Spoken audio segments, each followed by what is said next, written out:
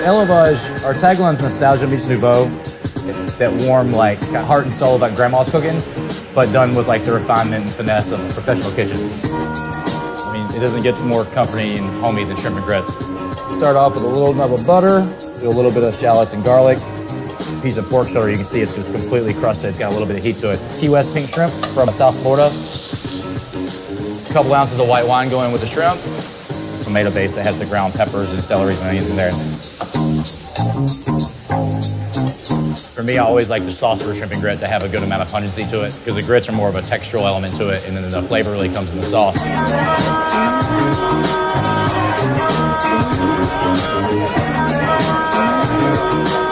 I've been cooking in Tampa for 15 years. Over the last 5 or 6 years, I've been asked a lot of questions about how has the Tampa food scene changed. I'm happy now to say that the things that we now can brag are some of our top selling dishes on the menu. When I started cooking Tampa 15 years ago, we couldn't give away. The palate of our diners has changed a lot.